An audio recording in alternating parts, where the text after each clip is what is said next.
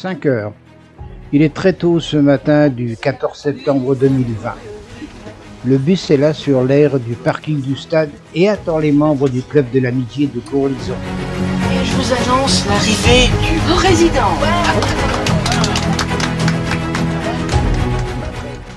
Chacun s'installe et se prépare à ce long périple qui devrait nous mener vers Caen, sous le regard bon enfant de Lionel, le chauffeur.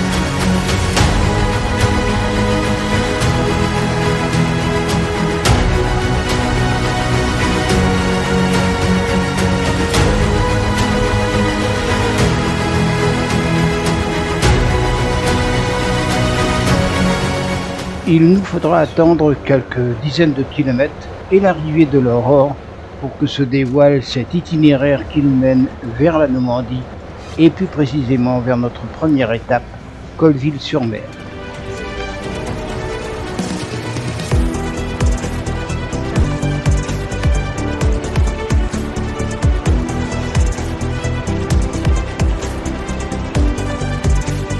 Certainement pu constater que de ce qui était prévu initialement, c'était d'aller d'abord à la pointe du Hoc et ensuite à Colville. Seulement, pour aller à la pointe du Hoc, l'autocariste nous avait omis de nous dire qu'il fallait partir à 1h30 du matin.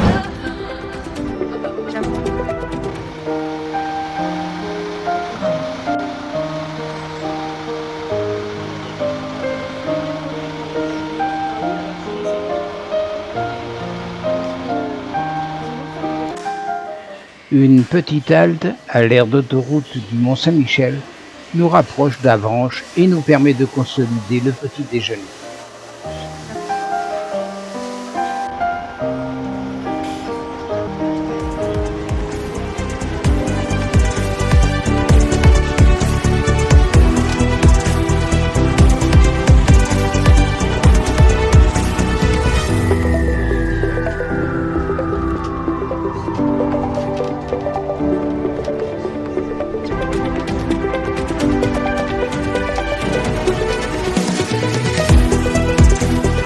Et voici Colville-sur-Mer.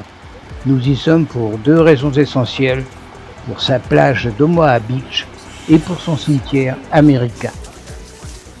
À l'aube du 6 juin 1944, la plage d'Omaha est partagée en 8 secteurs, dont Foss Green en face du village de Colville. S'il est un endroit où le débarquement a failli échouer, c'est bien sur la plage d'Omaha Beach. L'endroit choisi pour le débarquement, il est vrai, n'était pas idéal pour son assaut amphibie et présentait bien des risques, mais il était le seul possible. C'est-à-dire que ce cimetière est géré par une agence américaine qui est indépendante du gouvernement, mais qui a ses fonds qui sont renouvelés tous les ans par le Congrès américain et qui viennent des impôts des Américains en fait. Ces cimetières. C'est là où nous sommes. Après, vous avez Gold et Sword pour les Britanniques. Alors à Sword, notamment, c'est au-dessus de Ouistreham. Il faut savoir qu'il y avait un commando français qui s'appelait le commando Kiefer, qui était formé de 177 hommes. Et récemment, vous avez peut-être entendu qu'il y a le dernier vétéran, justement, Léon Gauthier, qui est décédé il y a plus de 100 ans. Alors il faut savoir que le débarquement ici aura lieu le 6 juin 1944 à 6h30 du matin. Approchez-vous. Voilà. 6h30 du matin. Pourquoi 6h30 du matin? Parce qu'il nous faut une pleine lune et il nous faut une marée basse. De plus, le site, en raison de sa topographie, est aisé à défendre et les Allemands y ont installé une quinzaine de nids de résistance. Le cimetière américain de Colville-sur-Mer est situé au sommet de la falaise dominant la célèbre plage d'Omaha. Ce haut lieu du souvenir honore la mémoire des soldats et civils américains morts pour notre liberté. Chaque année, plus d'1,5 million de visiteurs viennent témoigner leur éternelle reconnaissance. Au-delà du bâtiment de réception se trouve un magnifique mémorial en demi-cercle au centre duquel une statue de bronze représente l'esprit de la jeunesse américaine s'élevant des flots.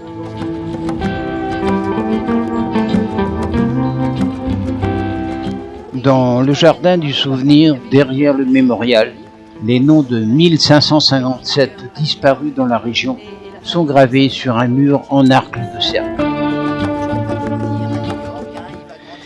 Débarquant à 6h30 le 6 juin 1944, les premières vagues, accueillies par un feu nourri, sont clouées sur la plage. Si en mars 1944, la plage reçut le nom de code d'Omaha, une ville de l'État du Nebraska, elle entrait 3 mois plus tard dans l'histoire sous le surnom de Bloody Omaha, Omaha la sanglante, en raison des pertes effroyables qui subit le 5e corps de l'armée américaine.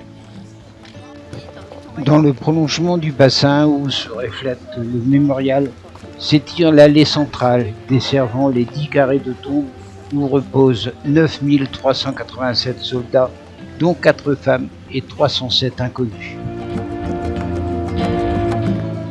Les croix sont toutes orientées à l'ouest, vers le pays natal. Tout le monde est sous la croix. Il faut savoir que la croix ici pour nous, la croix c'est une croix latine, c'est-à-dire qu'on a enterré tous les corps sous une croix. Que ce soit catholique, protestant, musulman. L'alignement parfait des tombes sur la pelouse vert émeraude, merveilleusement entretenue et l'omniprésence de la mer inspire un sentiment inoubliable de paix et de sérénité.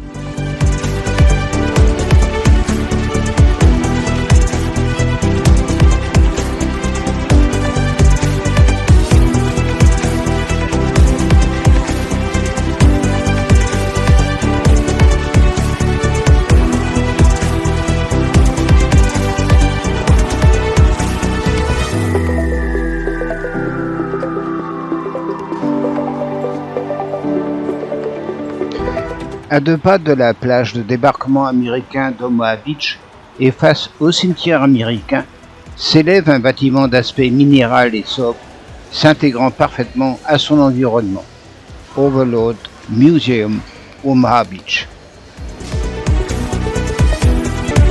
Ce musée, fruit de la passion de 2 hommes, Michel et Nicolas Leloup, retrace, à travers une collection rassemblée sur 50 ans, la période allant du débarquement allié jusqu'à la libération de Paris.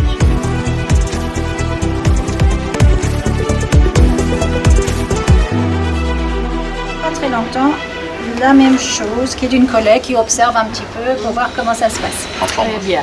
En formation, exactement. Alors, donc pour rendre la visite plus agréable pour vous et pour moi, on va vous équiper.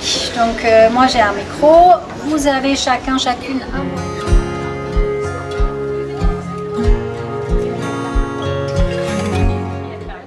L'exposition s'étend sur près de 2200 mètres carrés.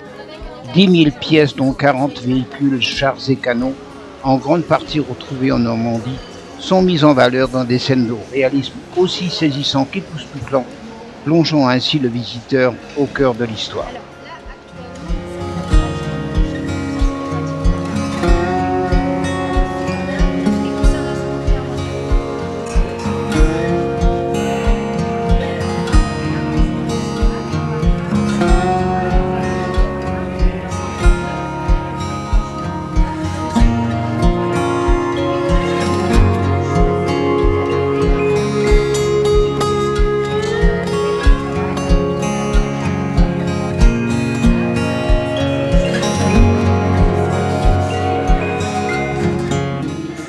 La visite se fait sur une légère pente circulaire où chaque pas mène le visiteur vers scènes et tableaux de cette terrible et ténébreuse époque générée par l'esprit malfaisant d'un homme ou d'un monstre.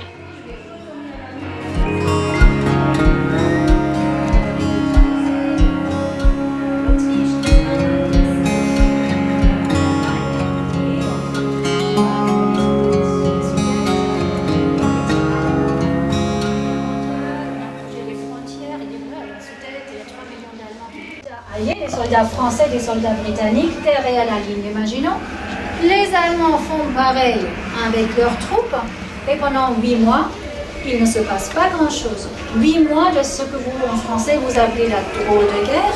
Donc on s'entraîne. Là, elle commence en septembre 39, ça va jusqu'au 10 mai 40. Le 10 mai 40, ça va changer puisque ce jour-là, Hitler va lancer une offensive. Il va attaquer, et je pense que vous savez tous qu'il va passer par les Ardennes. D'arrêter les combats, il décide de signer l'armistice le 22 juin 40. On vient de dire que Hitler lance son attaque le 10 mai, et le 22 juin, on signe déjà l'armistice. Donc ça, c'est un véritable effondrement, c'est la débâcle de l'armée française, alors qu'on vient de dire que c'était vraiment un empire colonial à l'époque. Donc ça, c'est pour les Français, c'est vraiment un moment extrêmement dur, un moment très très dur. Vous allez voir les soldats allemands qui défilent sur les Champs-Élysées. On est le 14 juin 40. Et puis la signature de l'armistice dans ce fameux train à Retourne-Compiègne.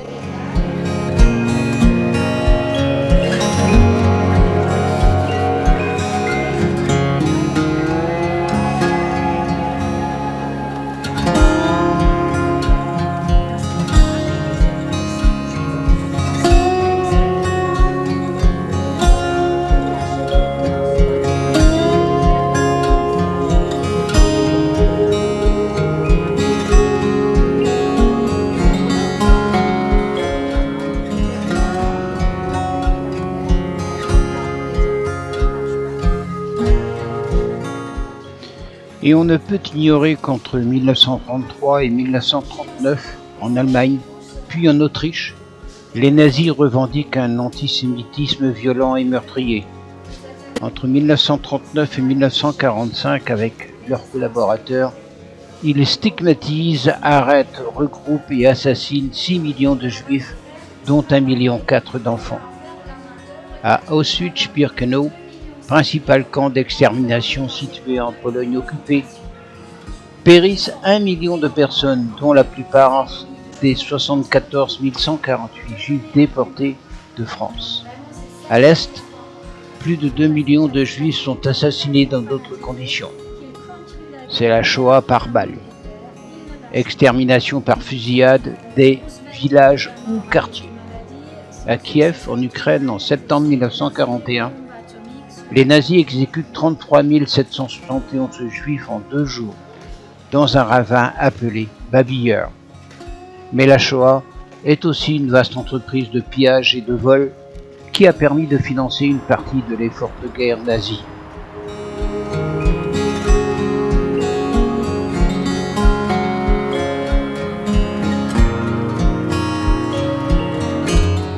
En 1943, le général Wilhelm Richter, commandant la 716e division d'infanterie allemande, chargé de défendre les côtes du Calvados, fait aménager un poste de commandement souterrain. Il s'y installa aux premières heures du 6 juin 1944. C'est en ce lieu qu'est prise la décision de lancer une contre-attaque pour repousser les forces anglo-canadiennes progressant vers Caen. N'ayant pas les moyens de la mettre en œuvre, les Allemands abandonnent le bunker pour rejoindre.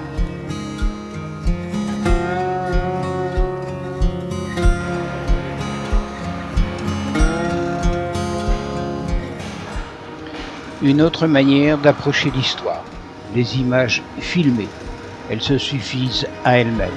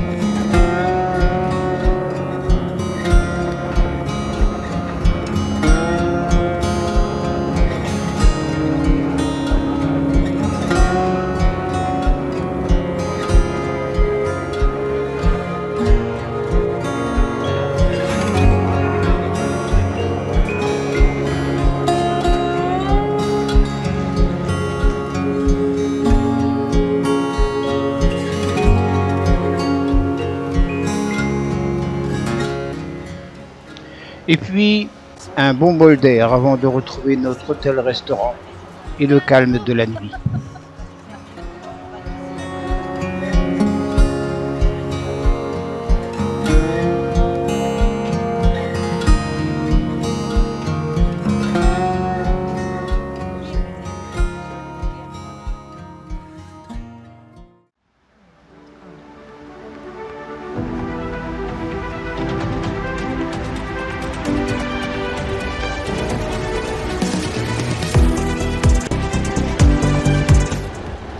Les brouillards du matin, l'œil vigilant de Julien, nous entraînent vers un endroit emblématique de cette guerre, Sainte-Mère-l'Église.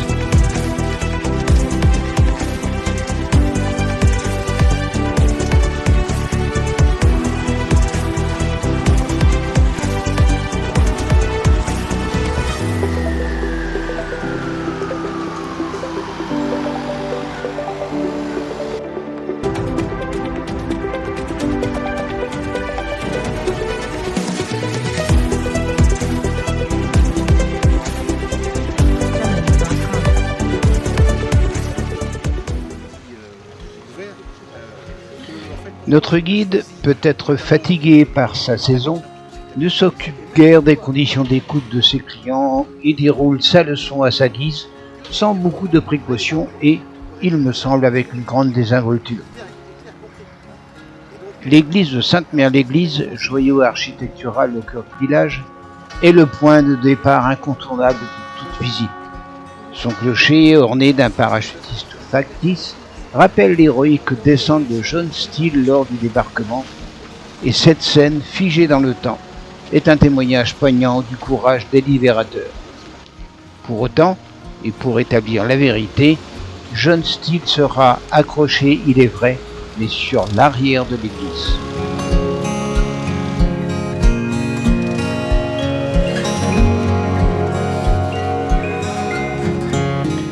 À l'intérieur de l'édifice, les vitraux dédiés aux parachutistes américains comptent en couleurs vives l'épopée de ces hommes venus libérer la France. Ces œuvres d'art, alliant sacré et histoire contemporaine, méritent que l'on s'y attarde pour en saisir toute la symbolique.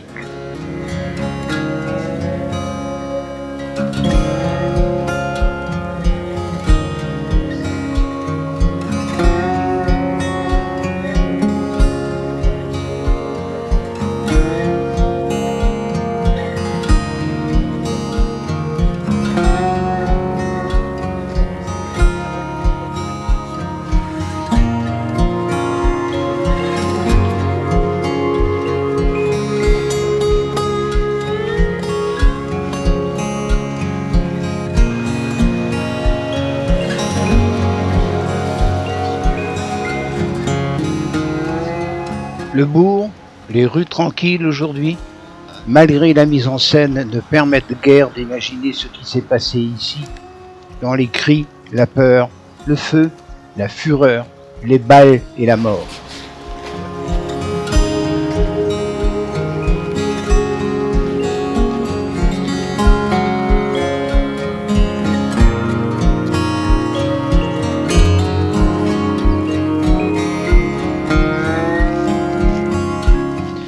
L'Airborne Museum de Sainte-Mère-l'Église est situé sur la place.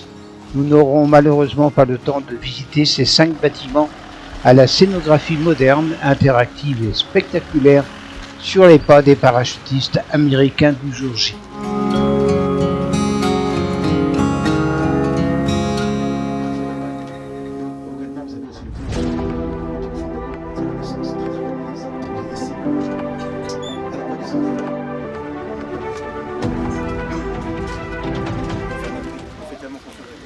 Si le kilomètre zéro se trouve devant la mairie de Sainte-Mère-l'Église, Utah Beach est l'appellation d'une des 5 plages du débarquement du 6 juin 1944. Située la plus à l'ouest des zones du débarquement allié et la seule située dans le département de la Manche sur la côte nord-est du Cotentin, Utah Beach s'étend sur environ 5 km de long avec une zone d'assaut principale à hauteur de Vareville.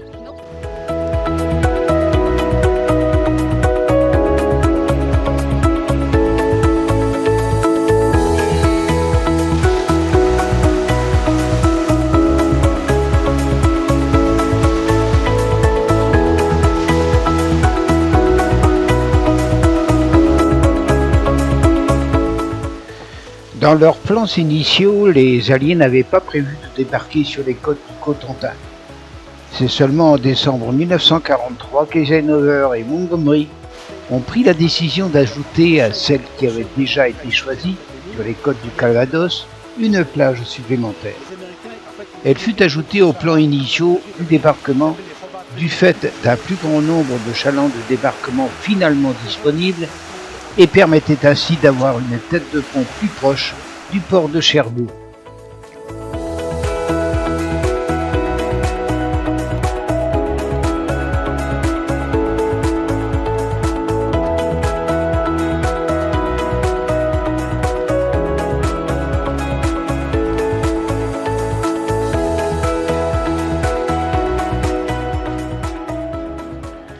Construit à l'endroit même où les troupes américaines ont débarqué, ce 6 juin 1944, le musée d'Utah Beach raconte en 10 séquences les événements du jour J.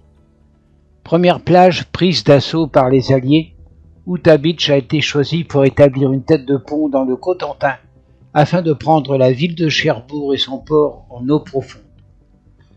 À la fin de la journée, plus de 23 000 soldats américains ont débarqué pour livrer un combat titanesque et libérer la France. Le musée du débarquement préserve aujourd'hui la mémoire de ces hommes.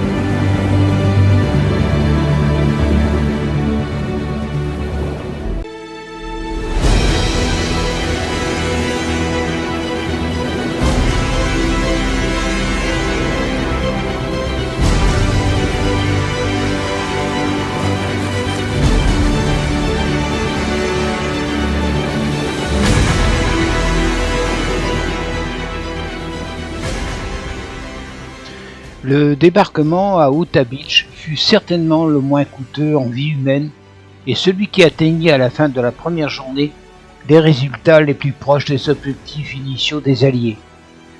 La 4e division d'infanterie américaine n'y rencontra qu'une relative faible résistance ennemie, en contraste avec Omaha Beach.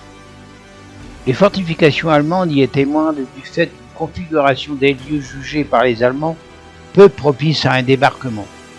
En effet, la plage se trouve sur un cordon littoral adossé à des zones marécageuses.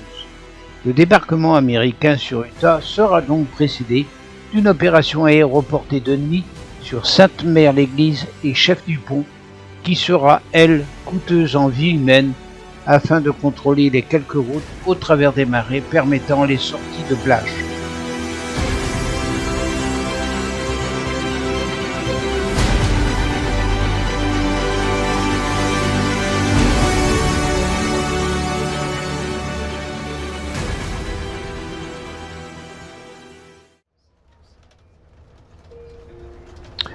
Une autre direction, un autre temps, une autre visite. Écosville et son hangar à dirigeables.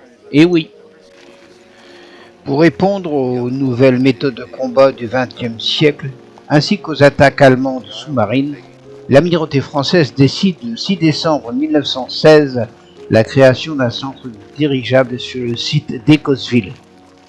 Un premier hangar de 150 mètres sur 20 sur 22 en bois est construit entre janvier et août 1917, date à laquelle il accueille son premier dirigeable, le 6 août.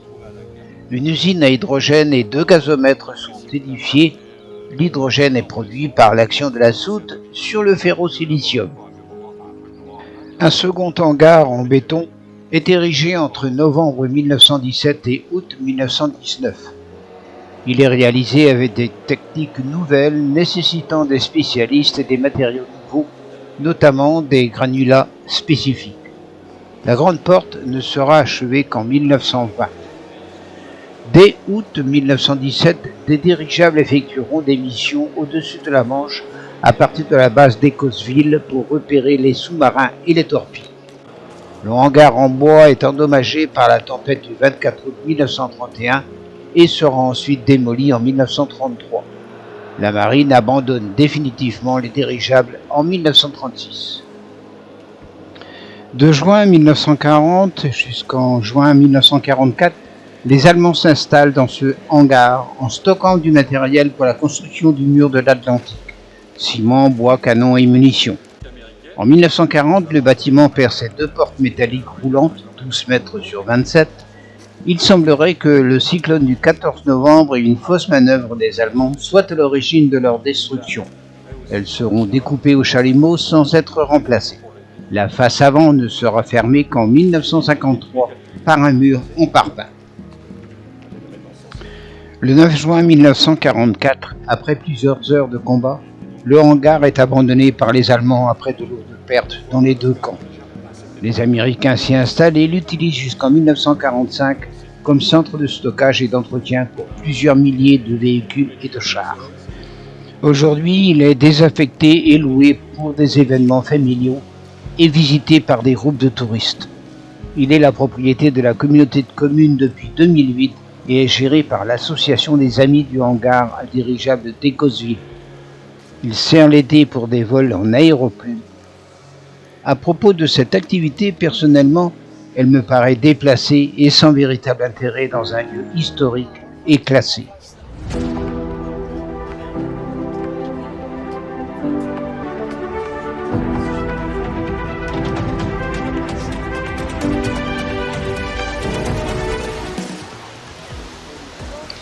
Nouvelle étape.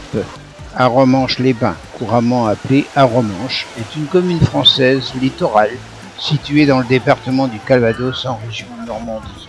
C'est une station balnéaire peuplée en 2022 de seulement 431 habitants. Dès notre arrivée, une guide nous prend en main en nous parlant des origines et de l'histoire de cette ville. On va s'installer ici puisqu'on a un plateau rocheux naturel qui rentre dans la mer. Ils vont faire de ce petit village un port. Et on a cet avantage d'avoir à l'époque une barrière rocheuse qui affleure, qui sort de l'eau. Ce qui fait qu'on a une rade naturelle. Ce 11 septembre 1811, les canonnières sont prises en chasse par 3 navires anglais. Alors on a 6 canonnières, 3 navires anglais, mais les navires anglais vont vite. Les canonnières sont un peu prises au piège. Et voilà que encore le village d'Arromanches va se retrouver au milieu de quelque chose d'assez surprenant. À cette époque, ce sont les 100 jours de Napoléon. Napoléon essaye de revenir en France, mais voilà que les royalistes, eux aussi, veuillent essayer de reprendre le pouvoir. Les Anglais maintenant, ils sont des copains. Et donc ils abritent les fameux royalistes. Et ils vont...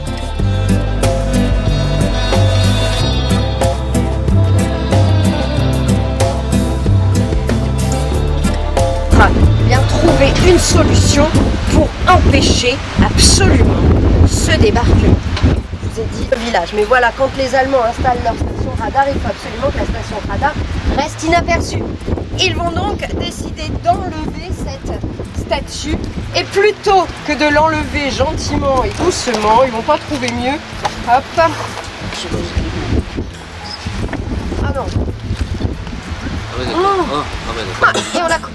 Alors ça, on est en décembre 42, autant vous dire que les Arromanchais, ça a été compliqué. Ça passe.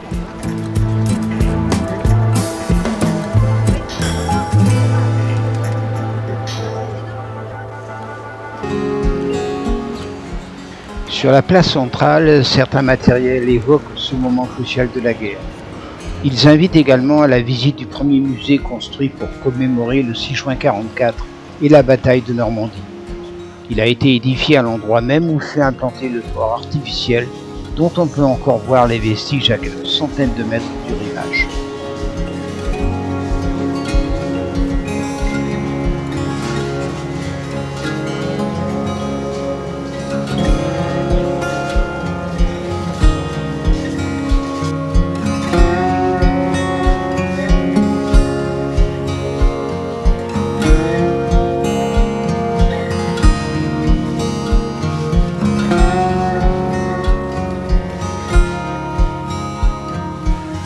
C'est donc face au village d'Arromanches qu'immédiatement après le jour J, les Alliés établirent le port Mulberry, un port artificiel provisoire afin de permettre le débarquement de matériel lourd sans attendre la conquête de ports en eau profonde du Havre ou de Cherbourg.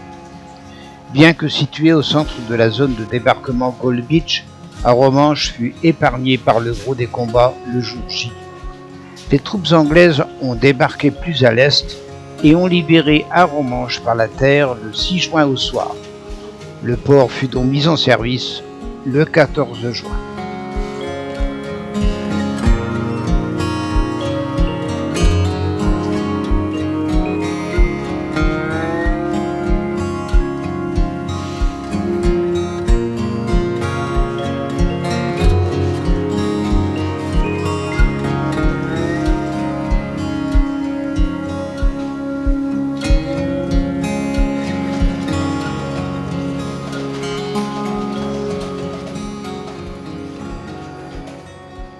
D'énormes blocs de béton échoués sur la plage. Voici tout ce qu'il reste du plus grand port artificiel de la Seconde Guerre mondiale.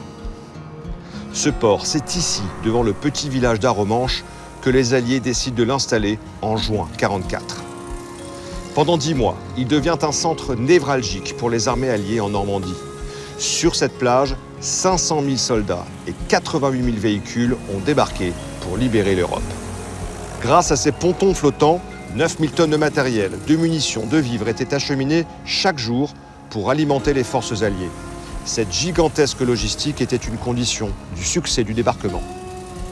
L'état-major avait bien conscience du défi que représentait le ravitaillement des troupes. Les ports normands étaient en effet très bien défendus par les Allemands. 1 an avant le débarquement, les ingénieurs britanniques imaginent une solution, fabriquer en Angleterre les éléments d'un port flottant, puis les acheminer en traversant la Manche pour les assembler en Normandie.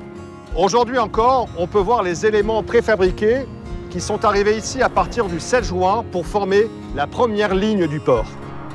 Elle était constituée de 115 grands blocs de béton armé posés sur le fond marin et de 18 vieux navires que les Britanniques ont sabordés sur place. Le tout formait une digue pour atténuer la houle. À l'intérieur de la zone abritée, des grandes plateformes flottantes sont installées sur vérin. Elles montent et descendent selon les marées et permettent aux navires d'accoster. Elles sont connectées aux routes flottantes sur lesquelles peuvent passer des véhicules pesant jusqu'à 40 tonnes. L'ensemble du port, avec ses multiples pontons, s'étale sur une largeur de 4 km. À l'origine, 2 ports ont été assemblés. L'un ici à Arromanches et un autre à 17 km à l'ouest, à Omaha Beach. Mais le 19 juin 1944, une terrible tempête détruit celui d'Omaha. Le démantèlement du port d'Arromanches commence dès Noël 1944. 80 ans après, les vestiges d'Arromanches montrent que les généraux alliés avaient vu juste. Pour vaincre ici en Normandie, il fallait remporter la bataille logistique. Ainsi, pendant les 100 jours de fonctionnement du port, ont été débarqués 2,5 millions d'hommes, 500 000 véhicules et 4 millions de tonnes de matériel et de ravitaillement.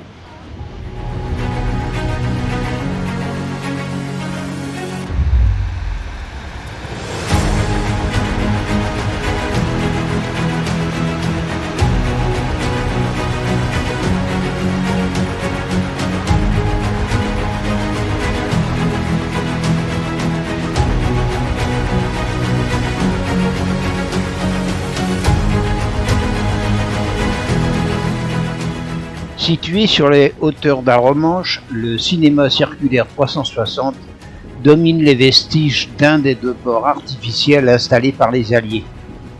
Aux alentours, la mise en scène de soldats et de combats est quelque peu curieuse mais parfaitement réussie. En effet, les personnages sont réalisés en métal perforé d'un réalisme étonnant.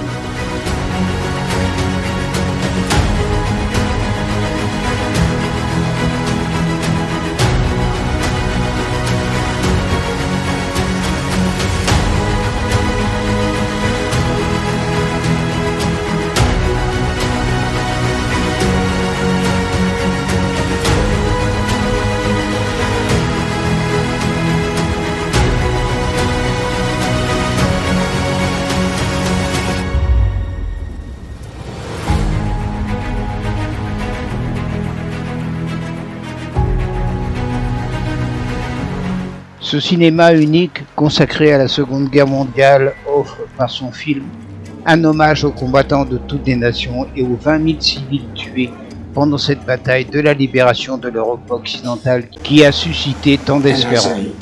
Got to the ramp with a small boat that was in to land. Just as I jumped into the water, there was this explosion. And while I was under the water, maybe a couple of seconds, someone pulled me out, and I couldn't find anything.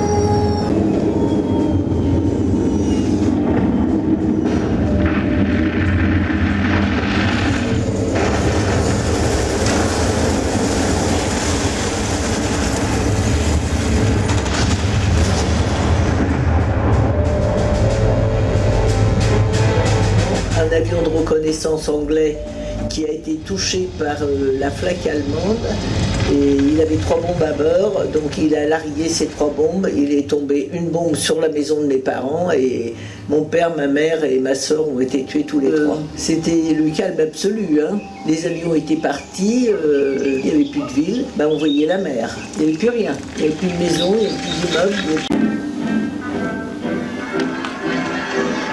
Nous croyons que l'honneur des Français consiste à continuer la guerre aux côtés de leurs alliés. Amis ont entendu le vol noir des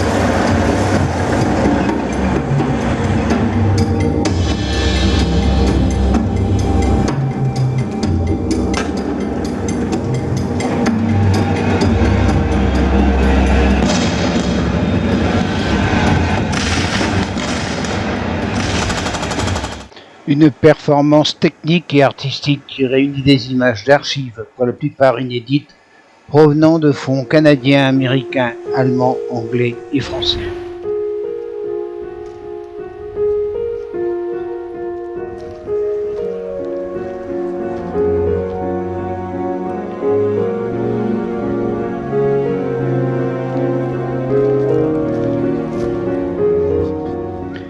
Et comme il n'est de meilleure compagnie qui ne se quitte, le moment est donc venu de reprendre la route du retour et de retrouver notre calme.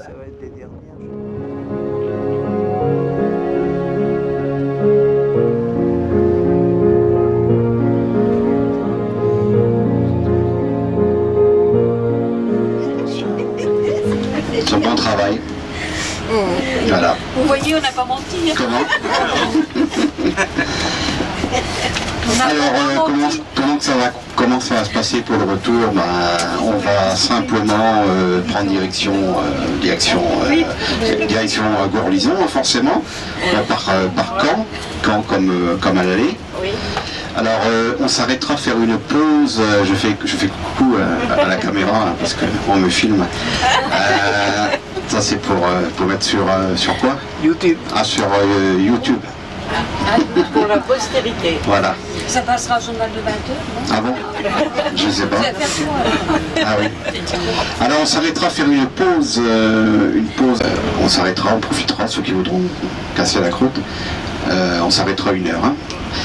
Et après, on sera vers minuit normalement, si tout se passe bien. Mais là, apparemment, je vois qu'il y a ça bouchonne énormément, apparemment, sur Caen. Sur le périphérique, ça bouchonne, donc peut-être que il ne faudra pas frapper le conducteur, il ne faudra pas l'assommer et le frapper une fois arrivé à Gourlison. Oui. Voilà, messieurs, dames, on va pratiquement repartir. Je vais passer le micro à mon collègue Julien. Hein. Voilà, Julien. Merci. Pareil, je tenais à vous remercier aussi pour ces 2 jours. Enfin, on va dire cette journée qui a été mi-soir et ce matin. Donc je tenais à vous remercier encore. Tu étais un super groupe très sympa. Et je vous souhaiter un bon retour. Et puis à une prochaine avec un grand plaisir. Merci à vous. Au revoir.